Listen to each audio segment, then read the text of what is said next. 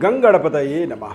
नमस्कार प्रिय दर्शकों, आप सभी का दिव्यव्रत ज्ञान चैनल में बहुत बहुत हार्दिक स्वागत है।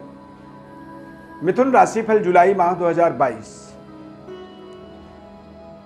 जुलाई के महीने में मिथुन राशि वालों के जीवन में किस तरह के महत्वपूर्ण ग्रहों का परिवर्तन होगा, इसे समझना बहुत जरूरी है, क्योंकि जुलाई के महीने में वक्रगत अवस्था में ग्रह आपके राशि की तमाम समीकरण को, यानी कि मिथुन राशि वालों के तमाम समीकरण को बदलने वाले हैं। और यदि बदलता हुआ समीकरण जब हमारे जीवन में आता है तो कई बार हमें थोड़ी सी जागरूकता की आवश्यकता होती है। हमें पता होना चाहिए कि किस तरह से हमारे जीवन में बदलाव हो सकते हैं। इसका पूरा विस्तार से आपको विश्लेषण बताएंगे।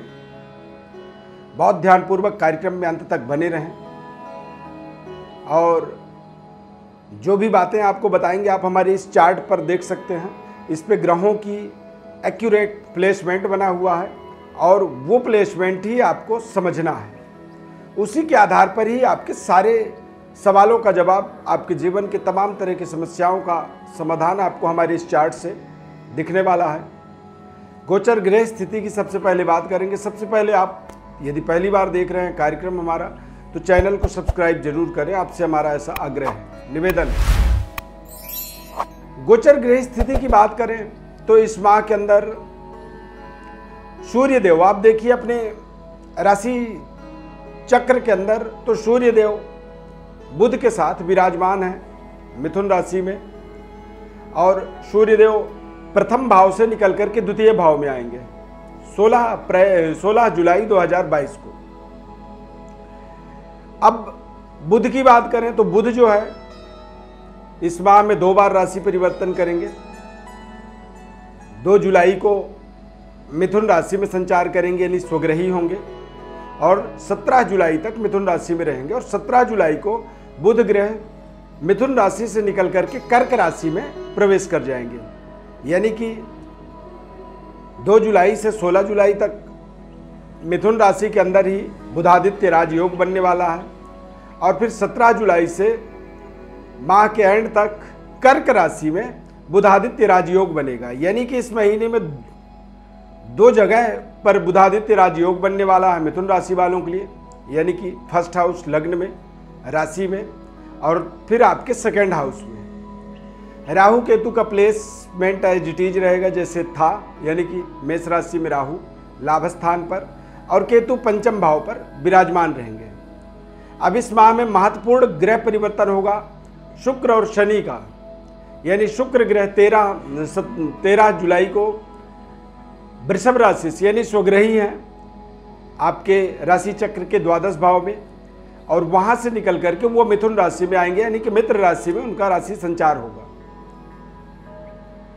इसका, इन ग्रहों का पर्सनली राशि परिवर्तन का प्रभाव सभी 12 राशियों का अलग अलग कार्यक्रम में भी हम बताते हैं, वहां पर भी आप जाकर के देख सकते हैं। शनि देव 12 जुलाई को कुंभ राशि से मकर राशि में आएंगे, यानी कि मिथुन राशि वालों के अष्टम भाव में देव शनि ग्रह जो है वापस बकरी होकर के मकर राशि में आ जाएंगे 12 जुलाई को। और जैसे ही मकर राशि में आएंगे तो चंद्रमा शनि का षडाष्टक ढैया, एक ढैया प्रभाव बन जाएगा। ढैया प्रभाव कई बार हमारे लिए नुकसानदायक होता है, और कई बार हमारे लिए अचानक हमारे जीवन में बड़े बड़े परिवर्तन, बदलावों का कारक भी हो जाता है। चूंकि मिथुन राशि के लिए देखा जाए तो शनि का अष्टम भाव में गोचर होना, अष्टम भाव में कई बार शनि का ही एक ऐसा प्रभाव है जो बेहद शानदार होता है। देवगुरु बृहस्पति का भी महत्वपूर्ण प्लेसमेंट है मीन राशि, यानी कि मिथुन राशि वालों की 10th हाउस में। बृहस्पति ग्रह जब स्वग्रही केंद्र में होता है तो ऐसे में कई बार पारिजात योग बनता है। मंगल ग्रह राहु के साथ लाभ स्थान पर संचार करेंगे, तो यहां पर इन ग्रहों का प्लेसमेंट के आधार पर यदि देखेंगे, सेहत स्वास्थ्य की बात करें तो बेहद शानदार, आप स्वस्थ तंदुरुस्त रहने वाले हैं। इस माह के अंदर जुलाई महीने में मिथुन राशि वालों के लिए जॉब अपॉर्चुनिटी बनेगा, यानी कि जॉब, नौकरी और आपको कार्यों की जो तलाश थी वो कार्य आपके यहाँ पर पूरे होंगे, क्योंकि इस माह में बुध का महत्वपूर्ण परिवर्तन आपको बेहद कॉन्फिडेंट बनाएगा, ताकतवर बनाएगा। राशि स्वामी होने के नाते बुध में एक ऐसी पावर ऊर्जा होती है जो आपको आपके जीवन में तमाम तरह के परिवर्तन बदलावों का एक प्रमाण पत्र होता है। शनिदेव भागी के स्वामी होकर के मकर राशि में गोचर करेंगे, वक्रगत अवस्था में रहेंगे और वक्री शनि का एक देखा जाएगा तो बेहतर परफॉर्म करने का, भाग्य वाइज बेहतर आपको अपनी जिम्मेदारियों को निभाने का एक डिसीजन शक्ति आपके अंदर वृद्धि होगी, बढ़ेगी और आप अच्छे तरीके से अपने जीवन के महत्वपूर्ण निर्णयों को कर पाएंगे। महत्वपूर्ण तरीके से आप अपने जीवन के उपलब्धियों को जोड़ने के लिए प्रयासरत रहेंगे। अच्छे जब हम जीवन में डिसीजन लेते हैं, निर्णय करते हैं, तो वो निर्णय हमारे जीवन में हमें नई सुख समृद्धि की ओर आगे बढ़ाते हैं। मिथुन राशि वाले जातकों के लिए यदि व्यापारिक व्यवस्था से जुड़े हुए हैं तो 12 जुलाई के बाद आपके जीवन में फिर से शनिदेव के ढैया का प्रभाव स्टार्ट हो जाएगा। ये लंबे समय तक आगे और भी चलने वाला है। तो यहाँ पर आपको एक नई ऊर्जा के साथ, नई ताकत के साथ अपने जीवन के महत्वपूर्ण डिसीजनों को करना होगा। कारोबार व्यापार के दृष्टिकोण से देखा जाए, देश विदेश में अपनी पद और प्रतिष्ठा को इंक्रीज करने का समय है। कुछ अच्छे लोगों के साथ अचानक आपके संबंधों में बेहतरी, संबंध आपके बेटर होंगे और व्यापारिक उच्च स्तरीय लिंक के लिए या डीलिंग के लिए आपको अपनी जो भी एफर्ट लगानी है वो आप अपनी प्रयास पूरी 100% कर पाएंगे। एक्सपोर्ट इंपोर्ट से रिलेटेड यदि किसी भी तरह के कारोबार से जुड़े हुए हैं, ट्रेडिंग की दुनिया में कोई कारोबार करते हैं या फिर काउंसलिंग से रिलेटेड किसी भी तरह का आपका काम है, टेलीफोन, कंप्यूटर, मोबाइल, इन चीज़ों से संबंधित किसी भी तरह का कोई काम कर रहे हैं, कारोबार कर रहे हैं, शिक्षक हैं आप, एजुकेशन से जुड़े हुए हैं, विद्यापीठ चलाते हैं, कोई कॉलेज, इंस्टीट्यूट इत्यादि आप चलाते हैं, कोचिंग सेंटर चलाते हैं, तो निश्चित रूप से ये समय अचानक आपको कुछ अच्छे परिवेश में, अच्छे वातावरण में लेके जाएगा, जिससे आप अपने व्यापारिक नए कीर्तिमान को स्थापित करने में आप समर्थवान हो जाएंगे। जीवन के सर्वश्रेष्ठ स्तर को, लेवल को यहाँ पर टच करने में आपको विशेष सफलता मिलने वाली है। बेहतर तरीके से आप अपने जीवन की प्रेजेंटेशन को, अपने बातों को सामने रख पाएंगे। इस माह में आप देखेंगे कि कुछ बड़ी बड़ी यात्राओं का संयोग बन रहा है। शनिदेव के अष्टम में आने से यात्राओं में लाभ होने का योग बनेगा। देश विदेश यात्राओं का आप निर्धारण कर सकते हैं या फिर देश विदेश यात्राओं को यहाँ पर संपन्न कर सकते हैं। अचानक परिस्थितियाँ आपकी बेहतर होंगी और 12 जुलाई के बाद जैसे ही शनिदेव राशि परिवर्तन करेंगे, आप देखेंगे कि आप पूर्वाभासी हो रहे हैं, यानी कि कल क्या होने वाला है आज ही आपको आभास होने लगेगा। कई बार शनिदेव जब अष्टम में जाते हैं तो व्यक्ति को पूर्वाभासी बना देते हैं या फिर आपके अंतरात्मा में एक ऐसी जागृति आ जाती है जो कि आपको आभास होने लगता है कि हमारा आने वाला समय किस तरह से, किस तरह का वातावरण बनने वाला है। तो इस तरह के तमाम उपलब्धियां इस समय अवधि में मिलेंगे। 29 अप्रैल को यानी कि महीने के अंत में बृहस्पति ग्रह वक्री हो जाएंगे और बृहस्पति ग्रह का वक्री का प्रभाव होता है कि कहीं ना कहीं आप अपने व्यापार, कारोबार, कार्यक्षेत्र पर ज़्यादा ताकतवर होकर के, कॉन्फिडेंट होकर के आप बेहतर अपनी प्रेजेंटेशन, बेहतर अपनी परफॉर्म, बेहतर अपनी जिम्मेदारियों को निभा पाएंगे। इस समय अवधि में आपको अपने कार्यों पर नैतिक जिम्मेदारियों से लगे रहना होगा, अन्यथा कई बार ऐसे ग्रहों का जो परिवर्तन होता है, गति परिवर्तन, चाल परिवर्तन से कई बार हमारे जीवन में कुछ परिवर्तन, बदलावकारी परिस्थितियां बनने लगती हैं। कई बार हम अपने चलते हुए कार्य से अलग होने लगते हैं। कई बार बदलाव की बड़ी प्रबल इच्छा शक्ति हमारे मन में जग जाती है या फिर कई बार हम प्रलोभन में आ जाते हैं और इससे जो है थोड़ी सी दिक्कत हमारे जीवन में बन जाती है। जरूरी नहीं कि हर प्रलोभन आपको लाभदायक ही साबित होने वाला है। कई बार कुछ प्रलोभन हमारे लिए नुकसानदायक होते हैं। तो ऐसे तमाम डिसीजन, निर्णय आपको बड़े ही सोच समझ करके करने होंगे।